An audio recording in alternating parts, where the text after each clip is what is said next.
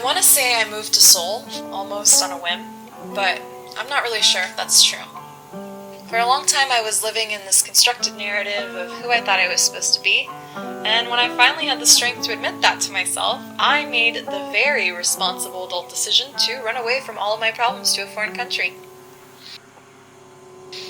Just kidding. But I did realize I really don't know much of anything, and I hadn't even allowed myself formative experiences to get a sense of what I wanted out of life.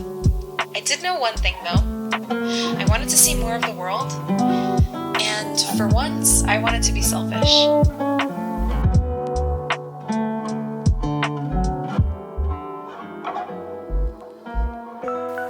When I landed at Incheon Airport, I couldn't even believe I made this happen for myself.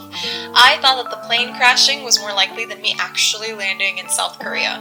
But I did it, and I met the driver and he took me to Songpa, which is now my home, where I met all of my future coworkers. But what I didn't know at the time was that I would meet the most amazing friends that I could ever hope to have. Friends who would laugh with me, and cry with me, and drink way too much wine with me, and then cry some more. It wasn't until coming here I realized how much of a gift it is to have the right people in your life.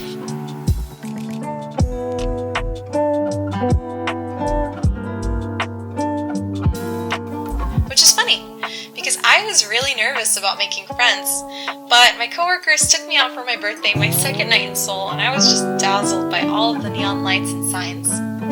I was so happy that everyone was so thoughtful and nice to help me have a memorable birthday. Originally, I thought being in Seoul was enough of a celebration. I mean, what more could I want? But I'm so happy that I can look back and see things that I did and the people I was with on the 28th of February. Having a group of people to move through these new motions with was reassuring to say the least. But in a weird way, I felt like I was back in college. Maybe that's why I feel like this year has been a step out of my normal timeline and that it exists in its own strange, dreamlike dimension that I'll eventually wake up from.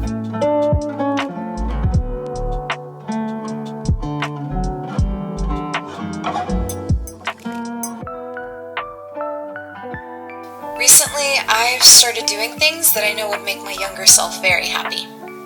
I think about little me who would often wonder about my life now, and I think about her goals, her dreams, her aspiration, and it's like there's so much hope and wonder at your life when you're little, but it gets harder to maintain as we grow older and have more responsibilities. If it wasn't for her, I don't know if I could have found the courage to move here. I really think that the best decisions I make are made in the fear of letting her down.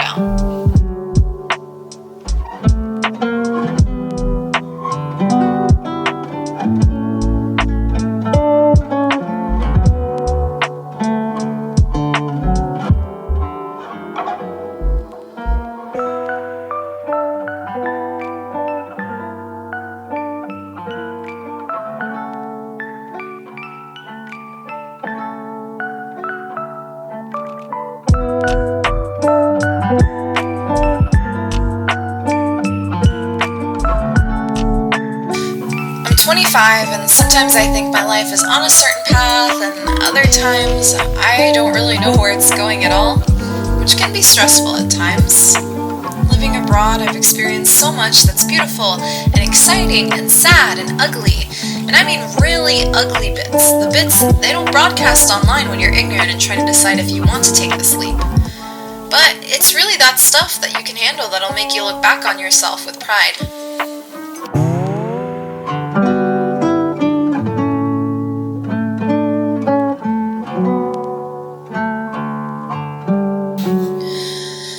Moving here has answered so many questions I've had about myself, but opened up about 100 more. Like, how much can I really handle? How adaptable can I be? Will I ever have the courage to leave everything I know behind? Do I have the strength to make the things that I want a reality, or am I too scared of failing to even try?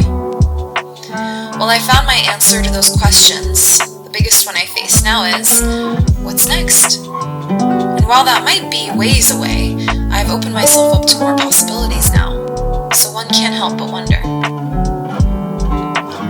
When I take in all of the experiences I've had so far, I know that I wouldn't change anything if I could go back, because every decision, good or bad, has led me Here.